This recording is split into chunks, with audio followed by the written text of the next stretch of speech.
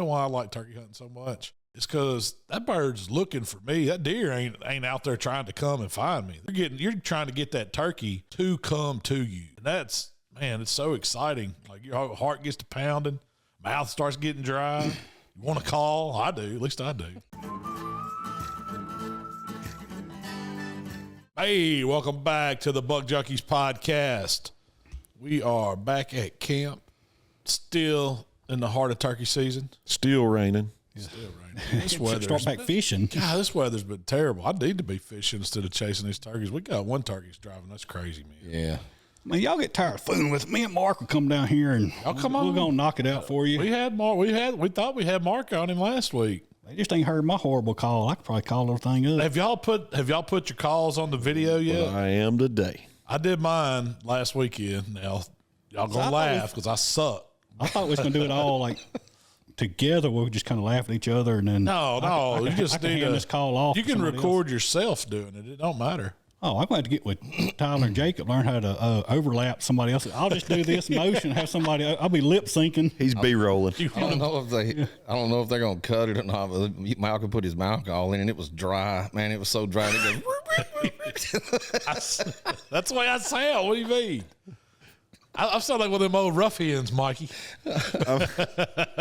I've done it before. I did a video that time pulling them new ones out of the back and putting them in, man. If them old reeds are dry, squeal, stuck together.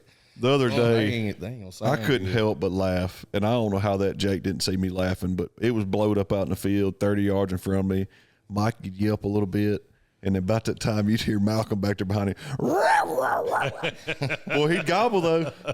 Oh, hooker hen. I'd get so tickled. I was like, that's Malcom. There he is. You can tell. If it sounds terrible, it's coming from me. I mean, do you think the turkey walks around and they like yeah, I hear her. She's the old skank from down the road. I've heard plenty of them this year, and they all sound terrible. Yeah, you ain't got to sound like them professional callers. I mean, you got like boozy hens, and then you got like pool hall. No, I hadn't been successful at calling one in yet, so I can make them gobble, but they ain't going to come check it out. They'll come check Mikey out. Well, there's one thing, y'all heard me say this before. I learned a duck call from Duck Commander. What's his name? Phil Robertson. Yeah. Phil Robertson. He put out those instructional videos early in the year, and he always said, you watch TV and all these competitions they have, and he said that's, they're doing that to win a competition. That's what people think ducks sound like. He said, and then you go out to the woods and like I do, and I sit and listen, and I've seen and been around enough ducks to know that they ain't doing that big high ball, and turkeys are the same way. Like they will do some of that stuff, but a lot of that stuff, it's just extra. Sometimes you really don't need it, and if you can yelp and you can cluck on a mouth call, you good to go. I like to hit them on that slate, or it's actually a crystal slate, a crystal pot that I got at Woodhaven. I can make some racket with it, and then by the time I get them to say something, I put that joker up. I ain't going to mess with them. I ain't going to risk it. He's coming or not. He was risking it for me the other day. Well, because, I was just trying to finesse it, Mark. I wouldn't make it no loud noise. Too. I'm putting a shot collar on him. Yeah. I'm going to tone him when he's doing too much. I thought about that, Mikey. I was like, I bet Mikey wish I'd have left this thing in the truck. I did. I started to tell you to leave. I'm going to start asking you, can I bring my call, Mikey? I like the shot collar. I ain't bringing a bunch of them. I'm only bringing two. That turkey was gobbling. He was over. And it was constant for like 3 minutes, and I was like, quit. And what does he say every week, man? I'm just going to yelp once or twice. I'm sitting it down. Heck no. He did a 5-minute sequence. Yeah. In my head, that's what I'm doing. I'm putting it down. That old Jake was blowed up at 30 yards, and Malcom played the whole day one at the NWTF on that one call.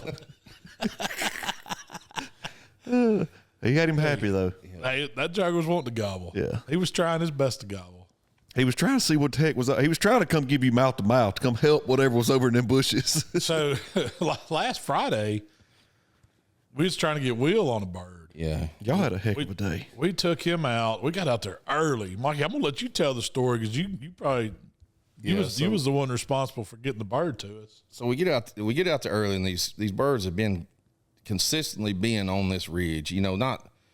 They hadn't been there every single morning. Maybe they're not answering or whatever the case may be in that instance. But anyways, there has been a gobbler on this ridge almost every time we went to the woods.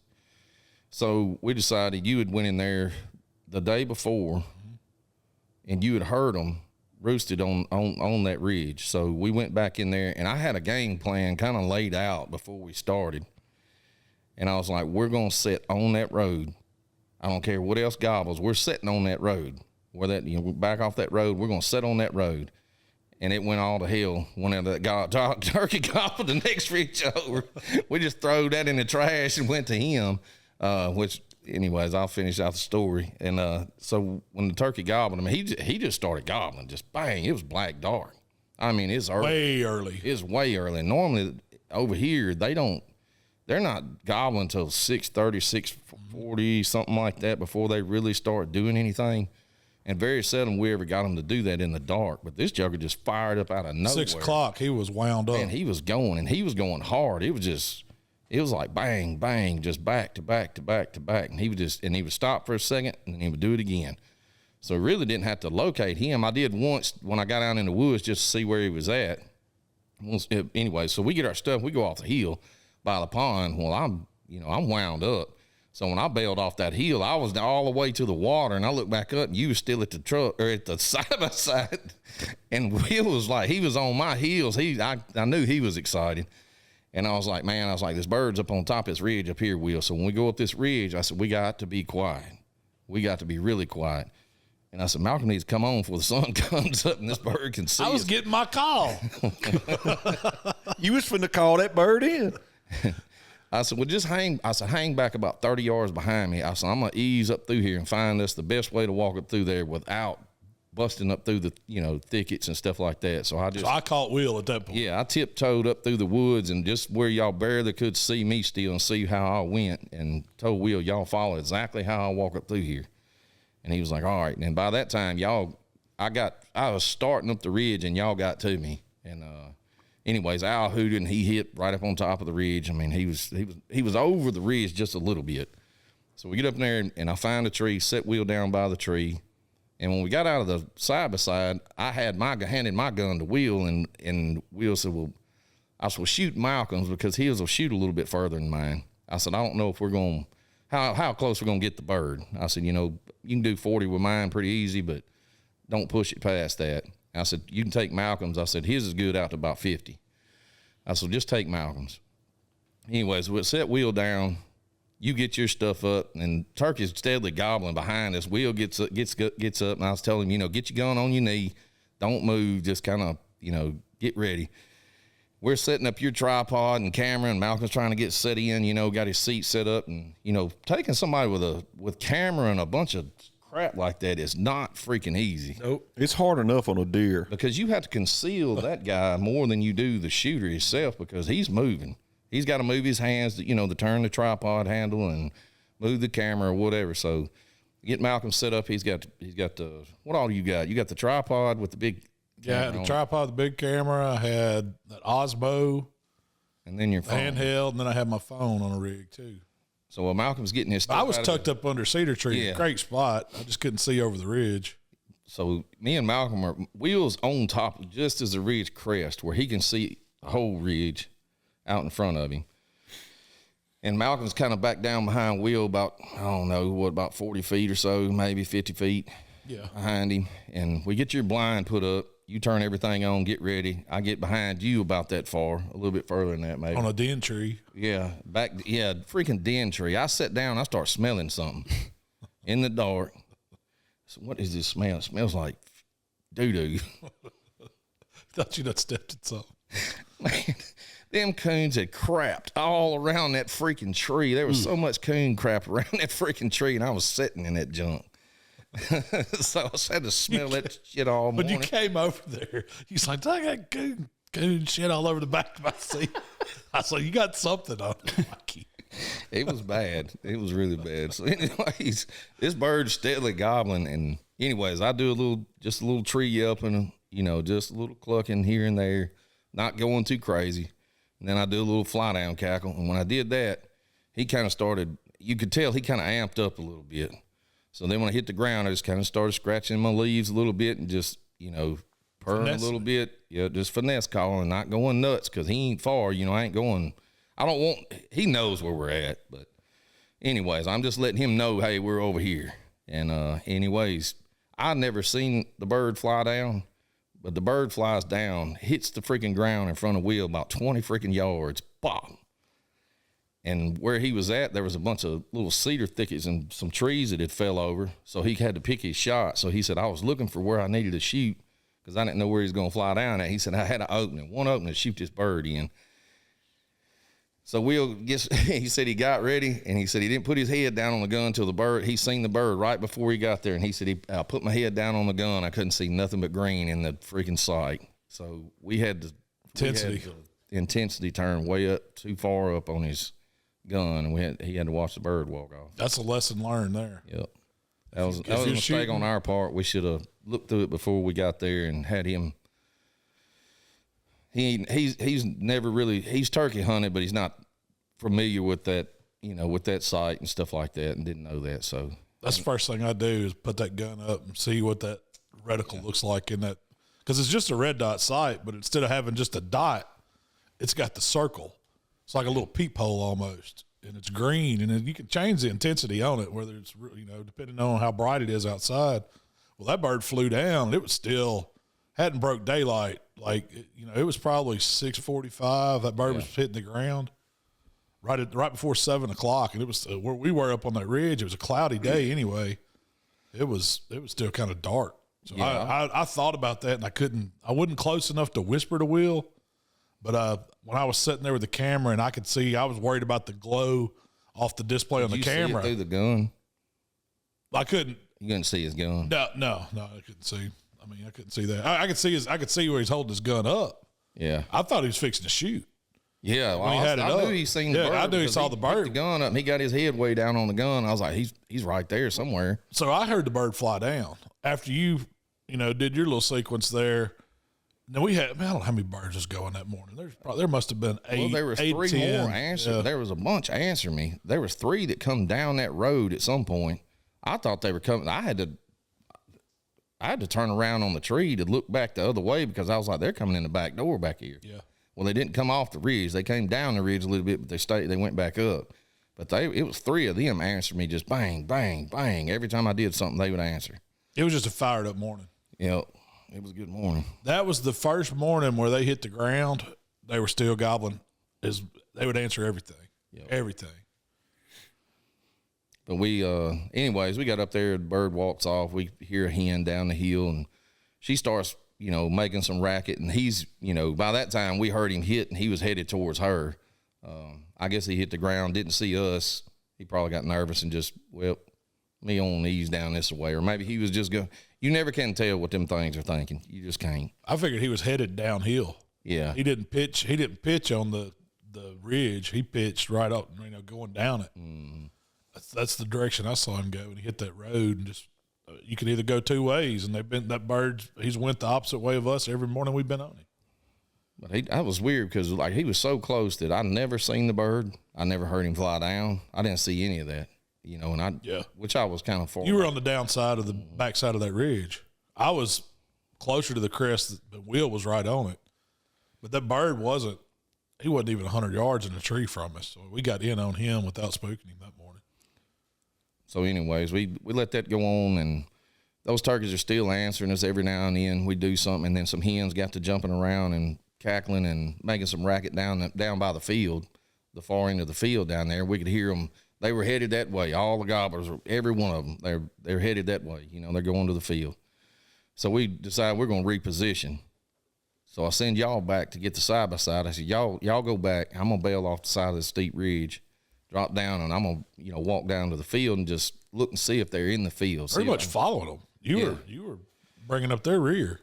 So I got around into the field, and anyways, I heard him gobble in the field. I said, well, I know he's down there around the field somewhere. So I belly crawled out there to the edge of the field, had my mask and stuff on, and I picked my head up as I could see down the field, and I could see him standing at the other end just spinning circles down there strutting. He was by himself. I don't know where the hen went that he walked off to, or either that or he was a different gobbler. Yeah. Because there were several of them that was around that morning. And anyway, so y'all get up there, and I stop y'all, and we set back up, get our decoys out this time. We get our full strut decoy out. We get our hen out right on the edge of the field and get Will set up. And same scenario, Malcolm's kind of off to my right a little bit, and I'm not as far from him. I tried to get us kind of triangulated there where I was close enough to Will to speak to Will this time. I was further from him. Yeah. I was probably 30, 40 yards. And I start calling, and bop, he hits it. Malcolm got on his slate call a little bit. He hit it. Every time, hey, I'm hitting that old. No matter what we did, he was hitting it. Yo. So that jugger hits. It makes me feel good. It gobbling me. But you know what that joker did? He went around that block of pines and got on the road and walked all the way down to where he was trying to find Mikey when Mikey was back behind us a little bit. He wasn't going to where Will was set up with a gun. He was circling around. The Will could have killed that bird where he gobbled last, but he could not see the bird. I guess the way the pines are running, that bird had to been walking up those pine rows at a funky angle where you couldn't see him. Because I kept telling him, I was like, he's right out in front of you, son. I mean, when he was gobbling, it was like thunder, son. It was making my chest rattle. And I was like, that joker is close, son. I had kept the camera on Will's. I knew that bird was supposed to pop out right in his face. I don't know where within 20 yards of him. I never seen him, and I kept looking for just any kind of movement or anything. And he come up there, and when I guess he got up there, and I don't know if he seen our decoys, didn't like the decoys, or I don't know what happened to that one either. It just he didn't spook. No. He walked back, gobbling the whole way back. Going back the other way, and then I heard hens start going off again down at the end of the field, and he walked down, made the same trail back he came, and he just gobbled the whole time going down that way. And Will stood up a little bit, and I said, see if that bird's in that field. And he stood up a little bit. He said, yeah, he's standing at the end of the field strutting down there. I said, anything with him? He said, nope.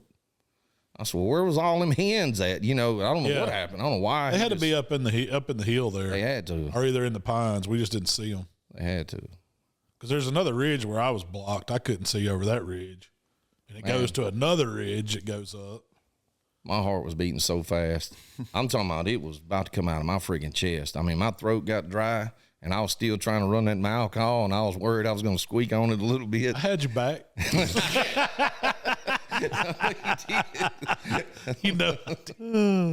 I was thinking that whole time, I done messed this up. I need to shut up. Malcolm got caught up in the excitement. He was trying. There ain't nothing like it, man. When that jugger's coming, he want to gobble. I mean, I will say, like, you are the only person I know, Malcolm, that goes turkey hunting with somebody else, and not saying you can't call. Yeah, you're a beginner just like me. Me or you, neither one is good at it. Yeah. But you got the confidence of you a pro, like you done won world championships because that turkey will be 20 yards. You'll have a good call there, and Mike's like, hell, I'm supposed to do this too. He did that with your I mean, what's calling sounding good? Man, when that turkey gobbles, Malcolm's confidence level goes to a 10, and he is ready to call that bird up there. Oh, man, it's good. I want somebody to shoot one. I love it, though. That's like last year, me and you hunted together. Oh, yeah. I wouldn't attempt to gobble at a gobbler with a mouth call in. Malcolm didn't miss a lick. He sat right through that tree and just gobbled back at it. I'm like, he probably thought I was old Scrawny Jake. It didn't sound too good, but he gobbled at it. He sure did. So one of my things is, like, me and Will, we went and sprayed the field that afternoon. Came back camp. We left him alone. I was like, Will, just let him go. We're just going to let him go, and we're going to shut the hunt down. He's in the field. He's got hens. We'll come back later. So we go, come back. We spray the field, go over and spray the dove field and stuff, and we come back, eat lunch, and load our stuff back up, and we take off over there. And I said, we're going to go back up on that ridge. We checked a couple of fields just to see what was, jumping around there, and nothing was out there. So we come back, and I was like, we're going to go up on that ridge where we last heard him at, where we've seen him headed to. And I said, we're going to see if we can just get on him. And we go back in there, and we get back on this bird. He's not saying nothing. Will eyed a hen down in the woods, like way off from us. I don't even know how he seen the bird because I couldn't see it. And anyway, I think he just seen movement. And he told me to stop, And anyways, he sees a hen way down in the woods down there, so he backs up and sets up on the tree. And the gobbler comes up the hill as I'm standing there letting him set up, and I see the gobbler come up on the hill with the hen. I can see him, pretty good at that point. How far? 150 yards. They hadn't seen us at all. Because like I said, we were just slipping down the edge of the woods, and they were on the opposite side of the road in the woods, and you just get a glimpse of them every now and then. But I could see him because he wasn't strutting or nothing like that, but he was black as night, and I could see his head, and I was like, that's him, I know that's him right there. And anyway, set up on him and start calling to him. Well, he don't answer. Yelp to him a little bit, and I can still see him moving around down there. He don't say nothing. Hen don't say nothing. He don't say nothing. So I quit calling. Just leave him alone. I just kind of the same thing, just let them know we're there, and hopefully they come, check out what's going on up here, maybe.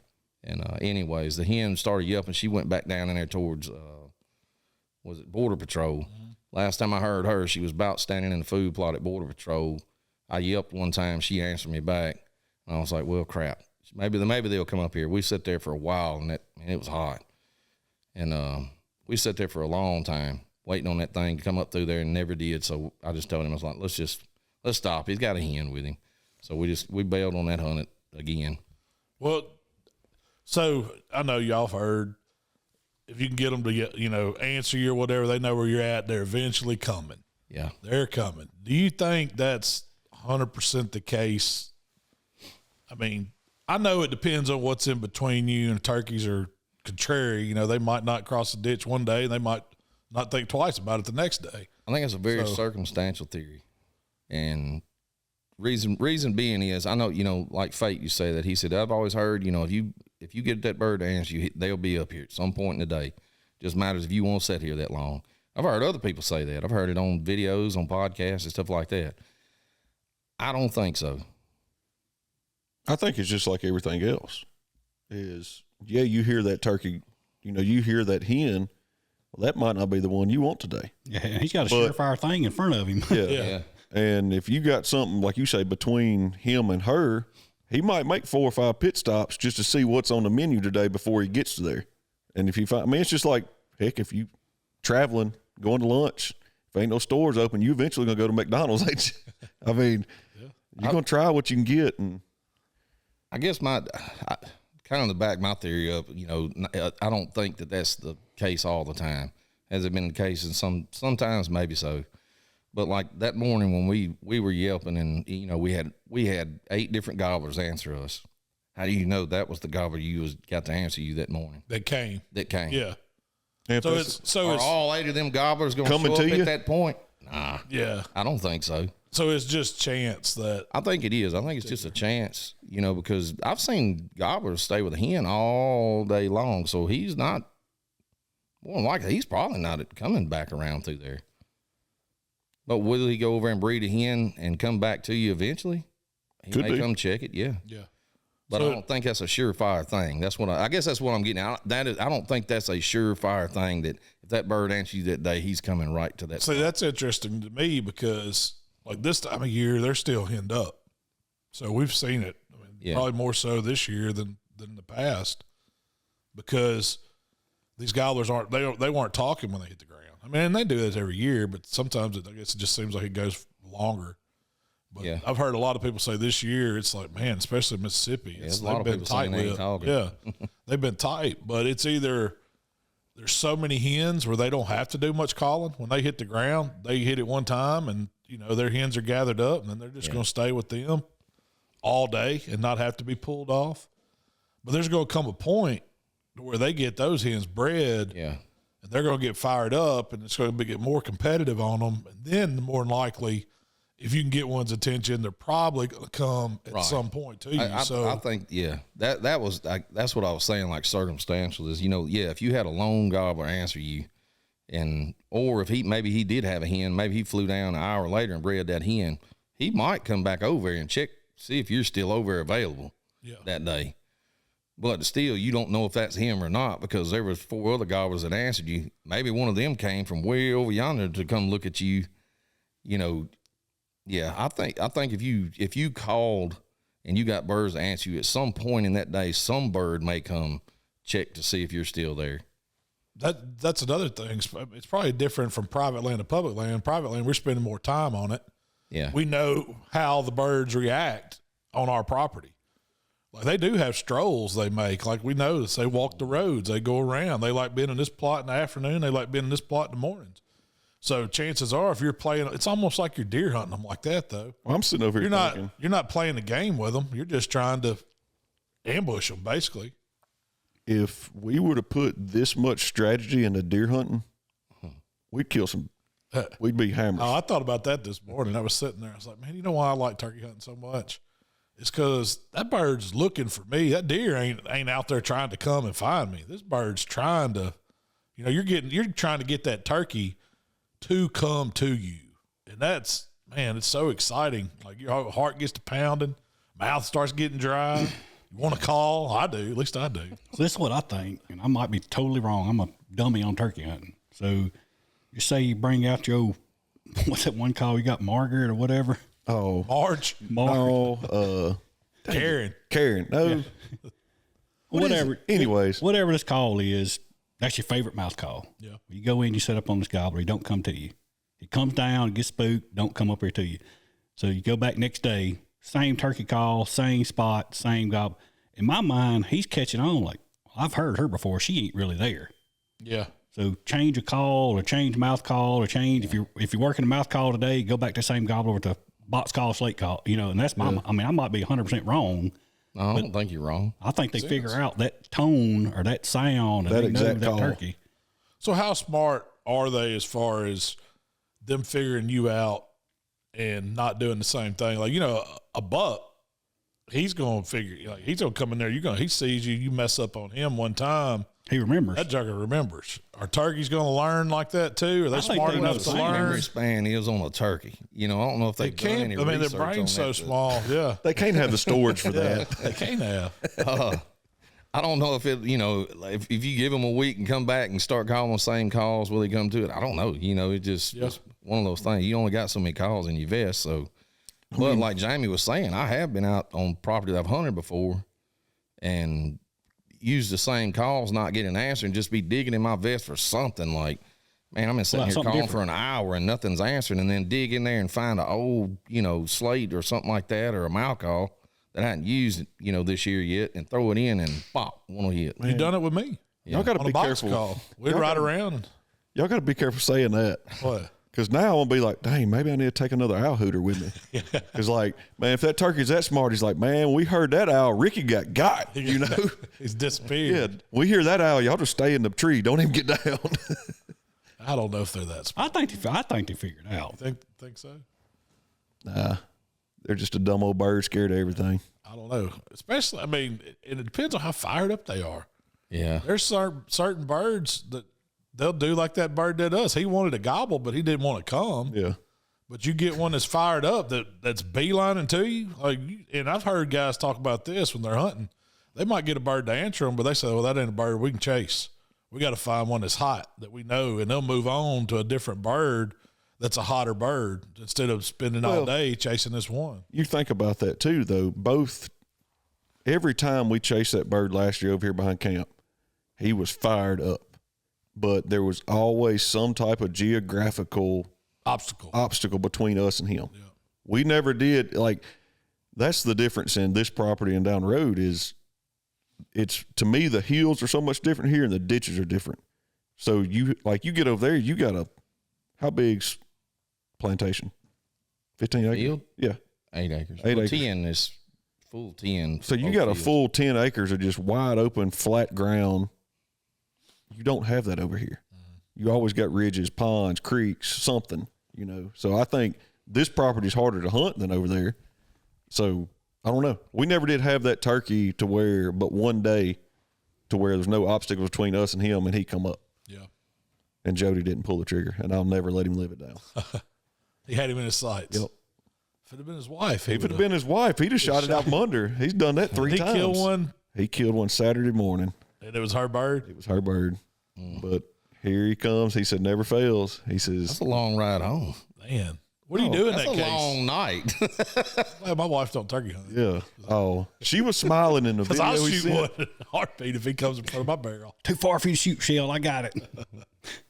But I ain't killed enough of them to let one slide by. You kind of did that to me last year. Hey, you had every opportunity. You saw him too. No, I'm talking about the one right here behind That's what I'm camp. saying. Didn't you see him? No. Oh. I could hear him. I was like, I got to see him. I mean, and all of a sudden Malcom shot. If he'd have been 5 more yards to the right, I'd had him. See, I wouldn't have shot him then. I probably couldn't have seen him. He messed up. He was with another one. I thought you was going to shoot the one on the left, and I was getting the one on the right. That was for real, like what? 30 minutes tops from off the side by side to loading back up, heading back with the turkey, probably. Probably so. That one just worked like it was supposed to. They come on a rope. Yeah. Sometimes it happens fast. What week of the season was that? Was that into April? I think it was just into April. About right now. Yeah. So I'm expecting that would have been no, that was early. That was second weekend of the season. Was it second week? I'm not 100% sure it was. It was early then, because second week. Yeah, I think it was. It was on a Saturday, wasn't it? I think so. Mm-hmm. Yeah. Which I think we're just early this year all around. I think the season itself is technically early. We've had if they're anything like Friday, storms. we got some good bird hunting coming. If they're anything like they were last Friday before those random storms come, Yeah. because those jerkers were firing up. You could hear them. I mean, if they never shut up all morning long, we were still hearing birds in the distance. Yeah. Some of ours have gotten quiet, and they were still gobbling way off. Other property, yeah. If all of that would have been public land, we could have chased them all day. Mm-hmm. That's the downside to private land. You got to have Acreage spots, yeah, because we can cover ours pretty quick, just in the morning. That's something else you don't think about. You think you've got a couple of hundred, even 1,000 acres. You put 2 people on turkey hunting, 1,000 acres ain't that much, really. You can cover some ground. Easy.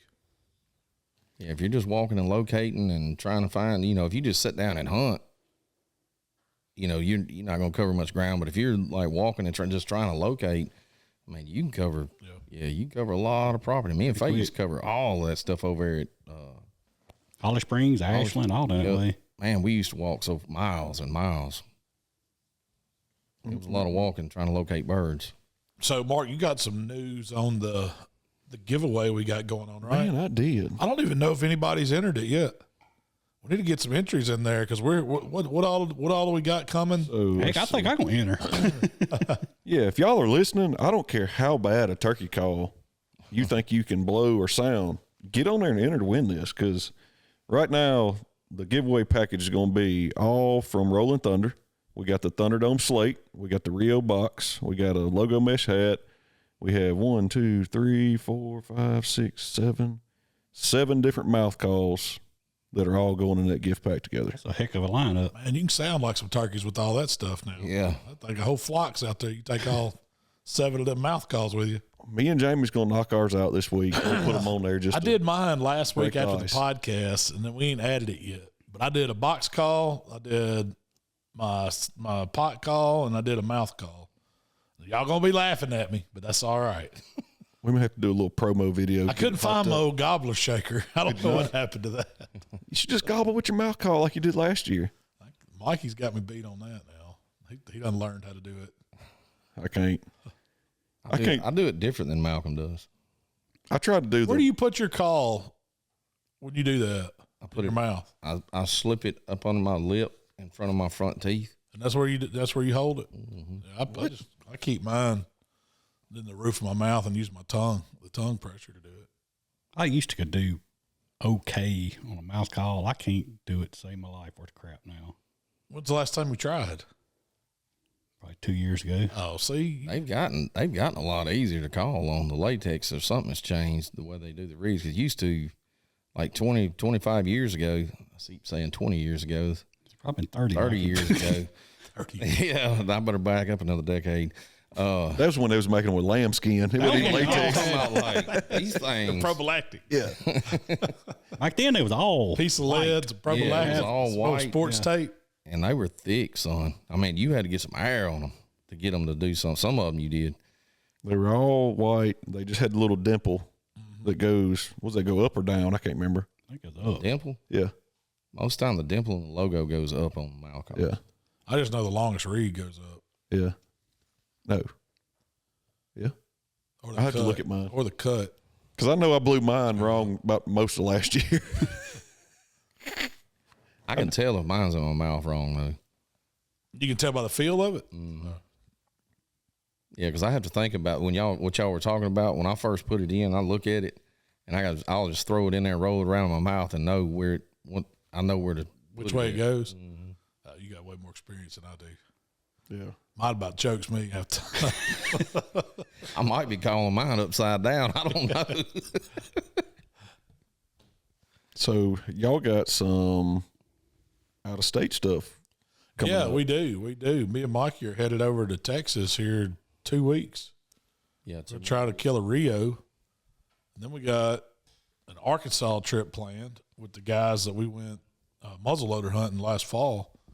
They're over, where is it? It's kind of near Pine Bluff area, Arkansas. Their land's pretty flat. No, it's all timberland. It's kind of like big timberland. To be honest with you, I mean, it's got ridges and bottoms and stuff in it. See, that's the difference. All pine. There's no hardwoods. It's all Like where pine. Brad's place is at, dude, you better be in shape to turkey hunt up there. They call them hills. It's like a daggone mountain to me, but That's why this place Yeah. is we're going. pretty rocky. I didn't see a whole lot of rocks or nothing like that. This one's laid out kind of like right here, being on the edge of the bluff. There's some kind of steeper ridges and stuff, but not like it's not Mostly flat. logging roads. And, Yeah, I I don't think there's landings. no mountains right there. No, it's more in south central Arkansas, so it wouldn't be considered hills. Yeah, it's going to be different hunting that because that's thousands of acres. Yeah, it'll be more like hunting over at Yeah, Abbeville. and then you got Kind of like that land, which y'all used to hunt. You used to deer hunt over Rolling there. Hills. timber company land, and it's big pines, short pines, cut over. Just a lot of different stuff to hunt over there. If y'all are, you want to, what state would you want to kill a bird in besides home state of Mississippi? If y'all could pick a state to go kill a bird, where would y'all want to go? Who's starting? South Dakota. I ain't even ever killed a turkey, so I wouldn't. So you want to kill one at home, huh? I wouldn't be. Which is granted, if you don't go, you're not going to kill. But I mean, So you'd want to go to South I Dakota, think South Dakota. I think I want to. Black Hills area. That kind of. I don't know. Just to me, it sounds crazy to go kill a turkey and it's snow on the ground. Like that blows my mind. Yeah, I think that'd just pretty be fun. that'd be a neat hunting experience. I think I want to go to Florida. Yeah, I want to go to. I mean, God's what's that country. what's that outfitter? God's country So if you outfit. got to pick an outfitter, I've heard that's the one. Oh to yeah, pick. 100%. But I don't know. I mean, I don't know if there's much public land you could go hunt there. Actually, What makes you want to go there and hunt that bird? it's just different, and it's going to be harder to kill. That if you want to kill the 4 species in North America, you need to go ahead and go get that Florida bird because they're just saying that it's You know they got alligators in Florida, right? you can hunt them there at God's country. Yeah. Two birds, one stone, or 2 birds, one gator. We'll do it that way. I dodged. The gators scare you? Huh? They don't scare me as bad as ticks do. I'm still on tick's my worst fear. I'm telling you. I ain't worried about. Oh yeah, I got ticks everywhere. Not in the boat. They got mosquitoes. That's Guarantee got that's some bugs down there. that's where you're gonna put the thermocell to the test in the DEET when you go down there, especially on a gator hunt. I imagine it's pretty rough. Well, that's what I've watched. It's Cuz that goes down there and they take the warrior like Wounded Warrior type events they do down there, and they always go early. I guess Florida's the first state where turkey season opens up or whatever. So I've been listening to a lot of their stuff. They say if you can make it through the mosquitoes and the elements, how it gets hot down there early, that's the worst part about it. I don't think the birds are just impossible to kill down there. In fact, God's country has a pretty good success rate. Yeah, no, they do. It's I probably know what half a dozen or better people has been there, and I've not heard the first person complain about that outfitter. Everybody says it's been top notch. So how do you pick an outfitter? Do y'all go by just word of mouth, or do you? I'd say most people do. Yeah, I would think word of mouth because I mean you get on the internet and we all know this. You're gonna see what you start want to looking- see on the internet. You start seeing reviews and stuff like that. I mean, how many of their employees have went on there and done those reviews? You know what I mean? That we see that all the time. You see that on Amazon. A perfect and everywhere. example. Our fishing trip, Malcom got the reviews on that lodge we were staying at, and that was a freaking mobile job site trailer that we stayed in. But the fishing was good. Fishing was great. Fishing was good. Lodging They was took horrible. a picture of the main lodge, didn't he? Or something like that. Yeah, it wasn't I an don't think actual they had place to job site stay in. trailers in the. I On the I think it was where you had breakfast, like upstairs. yeah, so the that's just where pictures you went were. to eat breakfast and dinner at. You didn't get to stay in there. So we've talked. So what do you look for if you're going with the outfitter? Do you want just the success rate on the hunt? Do you want amenities? Do you want a nice place to stay? I don't want to talk too much about it because I want to do this. Oh, really? We've talked about it. Yeah. If you right now, if you was to get on YouTube and look up an outfitter, and most likely you're going to see some big names out there that's been to that outfitter and has been hunting. But what are you going to see? You're going to see the hunt, and that's it. And to me, the hunt ain't what makes an outfitter. I mean, how I'm treated and how committed he is to the hunt or she is to the hunt on taking care of you as a buyer of the hunt and where I got to stay is just as important. I could go out there and shoot a world-class whatever, whitetail, elk, turkey, whatever, and the amenities suck and the shower water's cold, I probably ain't going back. Yeah. So that's kind of my thing is like, yeah, the hunting's going to be good. That's that outfitter's job, is to make sure the hunting's good. But I think they easily forget, like, what's your sleeping arrangements? What's your food like? What's to do outside of the outfitter? And again, I mean, I go back to, is the shower worth the crap? Like, because you get done hunting all day, a good shower makes a big difference. That's worth a lot of money. Well, then again, on the same note, for instance, fishing trip, the guy me and Mark was with, he wanted us to catch fish.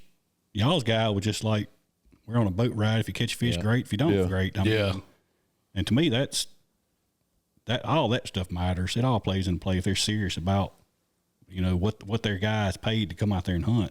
And there's a lot of things, and I think you're right. Having a good place to stay, a good bed to sleep in where you get plenty of rest, and air condition, stuff like that. What depending on what you're hunting, having a good place to come back, take a shower, eat a decent meal. Be comfortable. It don't have to be, a 5-star hotel, but just be comfortable, and the people the people that run it make a huge, huge difference. How they, like Jamie was saying, how they make you feel like family. If somebody makes you feel like family, you're coming into one, that changes everything. Well, that's like, me and Malcom, we went on an outfitter trip, and I ain't going to mention which one or nothing else, but there was a little girl working the kitchen, and she was quiet as could be. And it was like she didn't want to make eye contact or talk to none of us. And I told Malcom, I was like, we're finna go in the kitchen. We're finna break this barrier down so we can have a good time. Because you want the people at the outfitter to, be comfortable just as much as you want. Yeah. Doesn't feel like a job doing that. I mean. So, no, I think it's a lot more to it than just the hunt or just the harvest of the animal. It's the whole experience. The whole experience makes all the difference in the world. And who's there with you at the lodge? If you're there with another group of guys that is not part of your group that are either, likable and you get along with, or you're there with a bunch of drunks. So I think that could affect your trip big time. They could be there with me. Yeah.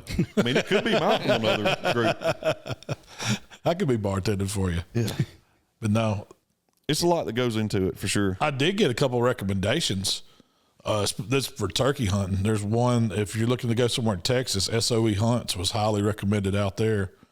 And then in Nebraska, Gobbles and Grunt. That was another one that Darren kind of, I guess SOEs were Darren one. He's been to both of those, took his sons to know the Texas one. And I think he's been to the Nebraska one a couple times, maybe even deer hunting too. Yeah, I know he's been to God's country before. But when I asked him about, guided turkey hunts, those were the, highly recommended. Yeah. What state did you say, Mikey? You never Texas. Texas be yours?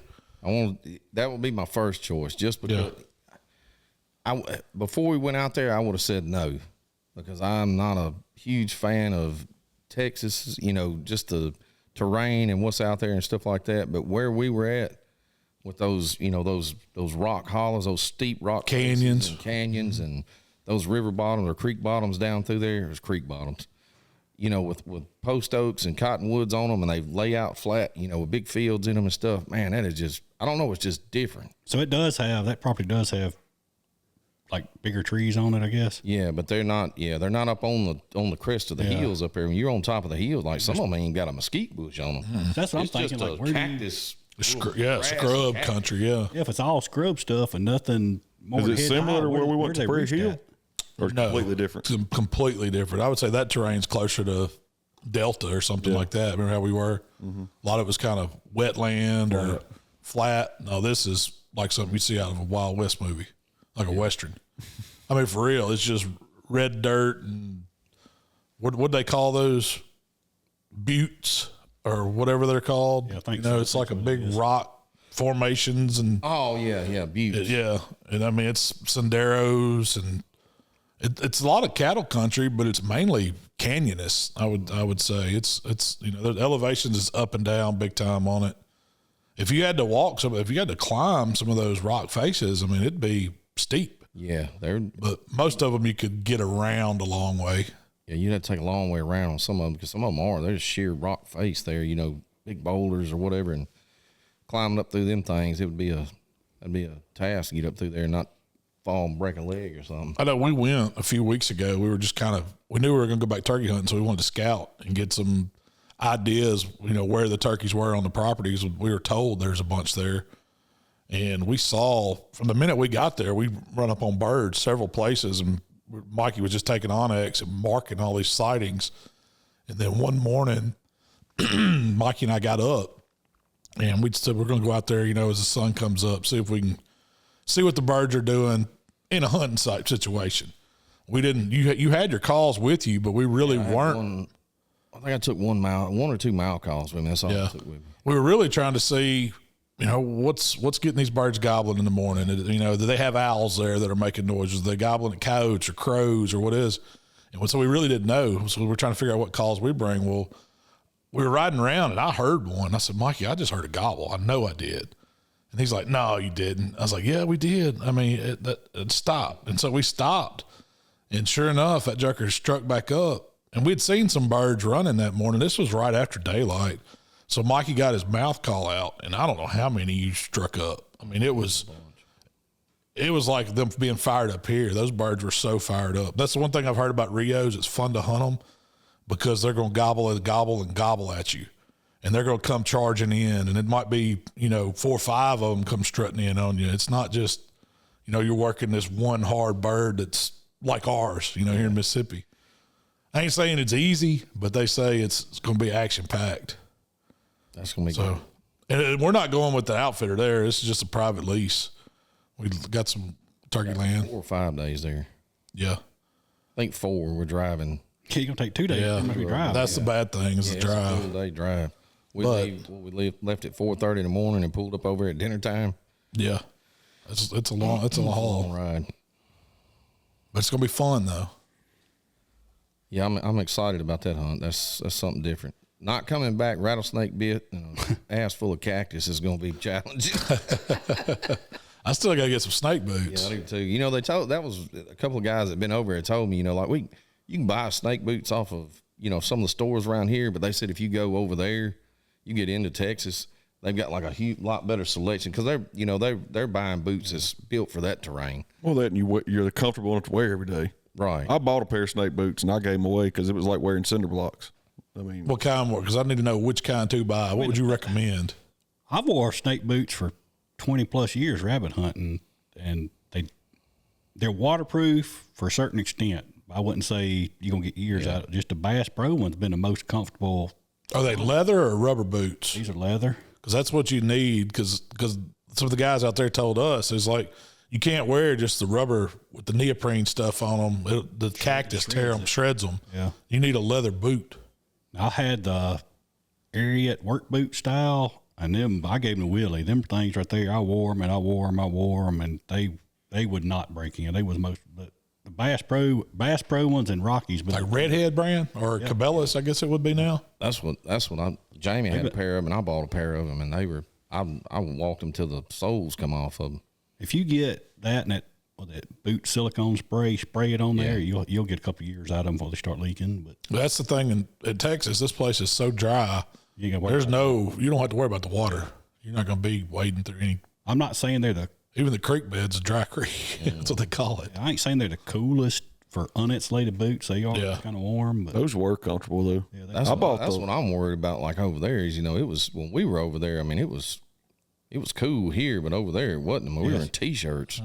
We had a jacket on early in the morning because the temperature change, dropping in those bottoms and back out would change 30 to 40 degrees from the top of the hill down in those valleys down there. And, we had jackets in the thing, was most of the time we were in t-shirts. That was almost 2 months ago. It was in February. Yeah. So, And it was 80+ degrees. Oh, 80 then. Yeah. Oh, it's liable to be in the 90s. What it's going to be. We go in 2 weeks. I hadn't looked that far out to see what the weather's going to be like clothes-wise. We ain't coming out of the bottoms. We're going to stay in the cool. Yeah. We ain't going to be in the high. We ain't going to be up high. Y'all There go ain't no ahead out reason. there. Me and Mark's going to get out here, and we're going to scare these turkeys to death when y'all gone. Well, y'all got some weekends coming up. Y'all are fixing to hit the road, aren't you? And we're fixing to be so busy. Yeah, it's barbecue season, too. Barbecue season. I'm going to pick up 6 or 7 hogs Wednesday, I guess, what day I'm going to go get them. Put them out We here. got barbecue season. We got the Shields event. We got the Whitetail event coming up. Got Golly. Smoke Slam. We got catering for Rolling Thunder. Yeah, Rolling Thunder catering deal. Yeah, it's going to be busy, but it's going to be good. Nothing wrong with that. We still got, was it April 1st tomorrow? Tomorrow. So we got 1 month of it. Turkey season will be over for a year, so These are usually the best 2 weeks around here coming up. I'm fired up. Yep. I went this morning. I didn't hear a bird gobble. All those storms come through last night. It was still storming at 4:30 this morning. When I got out here. You asked me that this morning, or when I got here this morning. You was like, "What do turkeys do in the storms?" and stuff? Yeah.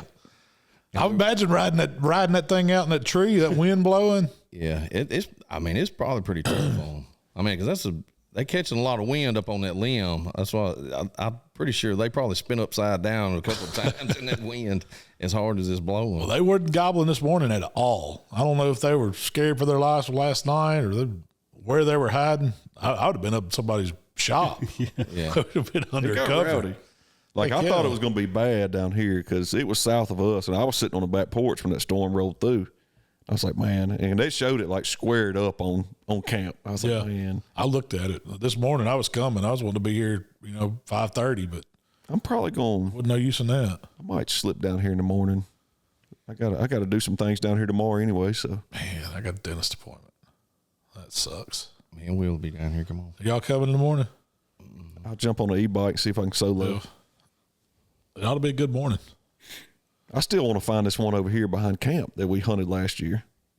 I went this morning and rode around just to see if I could spot anything or hear anything. I didn't hear not one, but not saying they ain't out there. I just want them next week. We got a young man coming in. Mikey's got us lined up with, and I'm What organization is that? Southern Outdoors or something maybe. Yeah, I think so. It was with Tyler when we went down hunting down Mississippi. Yeah, they do some stuff with super Tyler down hunts. there. He does something with super hunts. That's not what this is, No. but it's another kind of organization that they have where they have less fortunate people or handicapped people that are. You should kind of the same thing with the super hunt. You go with a private landowner that signs up.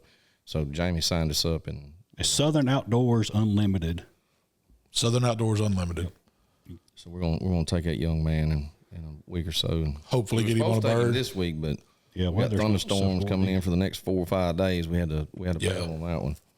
I was looking at that when Jamie said he's coming Thursday and Friday. I was like, man, y'all need to rethink that because this weather is fixing to be nasty this end of this week. It ain't gonna be optimal turkey weather. I can promise if he don't kill a turkey, he's going to at least eat good Thursday night. I guarantee We're you. going to cook up some kind of groceries. And that's next week. Yeah. Next Thursday, he'll come down Thursday after lunch. Y'all have a contest that week me and too. Mark. Yeah, we'll be fine. We can go. We got to leave out Friday mid-morning to go to the Delta contest. Yeah. But I can leave out whenever. You stay and come with the hog cooker whenever. It don't matter. We can make it happen. that's the game plan anyway. It ought to be exciting. Y'all cook anything good lately? Wild game wise? I've got my turkey breast in the freezer. I hadn't cooked any of it yet. Yeah. I vacuum sealed it and froze it, and I cooked a bison picanha. How was it? That was fantastic. And the picanha is kind of like that top muscle on a sirloin. I guess what they call the culotte. Yeah. It's got a couple other names too, but it's like top sirloin. And man, it grilled up. I didn't do anything to it. Seasoned it just like you would a steak. So did it. Threw it over hot coals and seared the crap out of it. Then moved it over on the side and then set it on some butter. Oh Did it man! put off a bunch of moisture or steam like the ground does? Or No, I didn't notice that. It cooked like a flat iron. Like if you buy a flat iron steak at the grocery store, because it wasn't like a beef pecan has usually got some thickness to it. This was about the thickness of he was pretty thin. of a flat iron, and I guess it had been trimmed, but it didn't have like a gristle grain or anything run to it. So it just, it was smooth. It ate like it was real. I guess you would say it was beefy, like intense beefy Sirloin. though. Yeah. That's kind of the flavor it had. It wasn't like a wild taste or anything. It was good. Cut it across the grain, and man, it would melt in your mouth. That does sound good too. I'm ready for some fried fish. I fried some last week. We got to get that on the board pretty quick. Last Sunday, not yesterday, but last Sunday, I fried catfish. Shell went and bought some box of those. I think it was Simmons. Yeah, that's good fish, man. It's dang good. It's a Mississippi pond raised catfish. Box. Yeah, white box, red writing. Where's that at? Him. Kroger? Kroger? Yeah. It's usually on like the end cap though. It's not on the main aisle. Yeah, it's not over in the seafood department. It's over about midways of the store. At our Right across Kroger. from the diapers. Yeah, it really Where is. it's at. Yeah, Kroger. With the Jubilee cakes and the tamales. I guess Robert. Hey, Yeah. frozen section. Yeah. Huh? It's over in the frozen. Yeah, it's in the on the end though, not like on one of the main aisles. It's on the end. But yeah, it was dang good, man. She bought some peanut oil and I battered that stuff up. Man, it was some best daggum catfish I'd had in a long time. Good. How was that bean dip? Oh, Mikey did a bean dip. A bean dip will hurt you. Like they need to put that on the menu at La Siesta.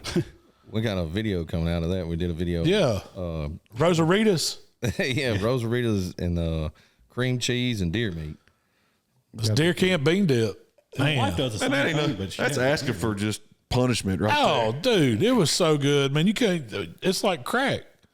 You can't come off of it. eating it. Eat it. What were we eating it with? Frito scoops. Go scoops. there. Yeah, but if Man. somebody makes it at deer camp, they done drank a little beer, done ate some veinies, probably a pickled egg, and they throwing that on top of it. Put that down. It's over with. That'd be explosive. You don't want to be in a blind with nobody eating that bean dip. No, You ain't need to no- be out by a tree and you're just 40 yards away, upwind. That's a good turkey hunting dip. Yeah, turkey hunting dip. So you ain't on ain't top right of on top of nobody. each other. Yeah, that's right. No, that's a good recipe. Wait till that comes out. I don't know what videos. What have we released lately? Have y'all seen? Tyler. Your turkey hunting stuff's coming out. Oh, the turkey hunt. Some of the turkey hunting footage we've got. Yeah, the bean dip will be dropping too. So We got to get back Got in there some and get some filming exciting. done. yeah, it's time. We got to do some more recipes. I need to do some turkey recipes too. Well, But it's time to let's go see if we can find us a bird. yeah. Well, man, we appreciate y'all listening. Y'all make sure to get on Facebook, get on the Buck Junkies Outdoor Club, look for the call and giveaway.